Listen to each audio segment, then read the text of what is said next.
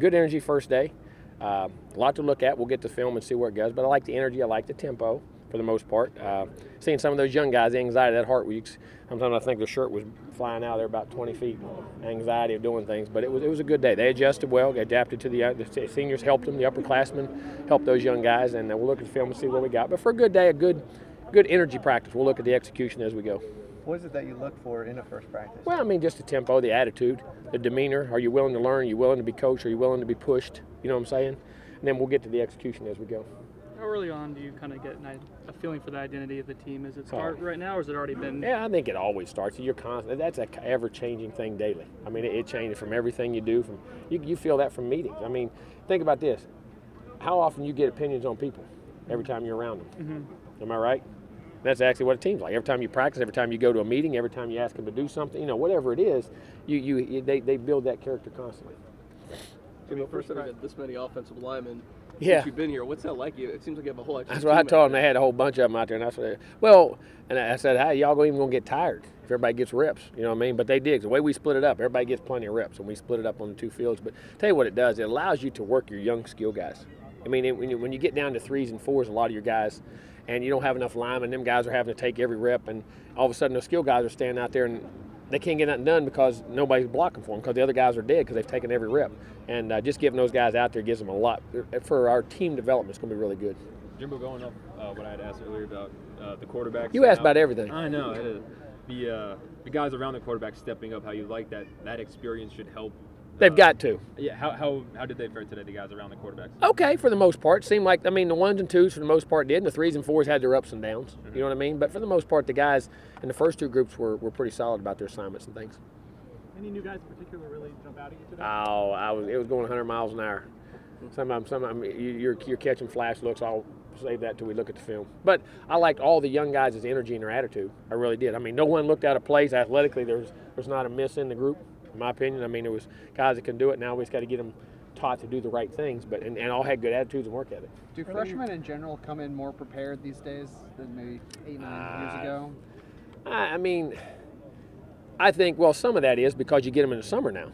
Used to never got here. This was the first time. Think about this. In the old days, this is the first time they ever showed up. So you've had them all. They've been here for a month. They've lifted. They know the guys. They went through whatever little meetings you get and all that kind of stuff. So I mean, it's definitely easier for them now than it was in the old days. Earlier, you brought up how Rick Leonard put on 30 pounds. When a guy puts on that much weight, does it take a little bit of time for him to get comfortable with it? Well, no, because he didn't. He did it gradually. He didn't do it. You know, he did at the end of spring. He was picked up 8 or 10.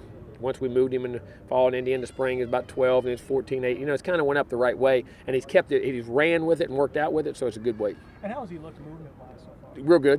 Real good, that way. Marquez a year ago was the new guy at corner and was sort of the unknown at that position. Now he's the returning guy and somebody new. How's he adjusted? Really good. I tell you what, he jumped at me 2 or 3 really nice plays out there. He just flashed. I got to see why he did it. You know, what did we give the route away or something like that? But he flashed a couple times that really caught my eye. He flashed. You know, I did see him. Is he going to be important for the guys? Oh, on the other side? incredible. Because I mean, when you got one side, you can know what's going on, and if you have to help the other guys or do things like that, you know, it'd be really critical. And I think he is just from a confidence standpoint wise. How's he become a leader just with this whole locker room and just everything? I think just experience and knowledge and know-how. And you become a leader when you get more comfortable with your surroundings. And he's been out here, he's done it, he's had success. And now he's had success for a whole year on the field. So that makes your confidence grow. And also the respect that the other guys look at you with. You know what I'm saying? They look to ask him questions and things like that, and he's done a really good job. Marquez is a great kid. So, speaking of weight gain, Dalvin's put on a couple pounds. Dalvin's about 213, 214. Does he look just as quick as he always does? He did. The way he did ran out there, he did. Yeah. Unless everybody else got slower. What's it going to do for him to have a few extra pounds? Well, I think the pounding and then running back, that physicality, and whether you're pass blocking, taking on, you know, making 3-yard runs, 5-yard red zone, tight zone runs, short yardage runs, I think it helps you all the way around. Jimbo, you mentioned the excitement in the freshmen, but for you, 7 years now here at FSU as a head coach, just the excitement for you of a first day. Nice to be back on the field. You know it is. I mean, you say it all the time, and you know it never gets old.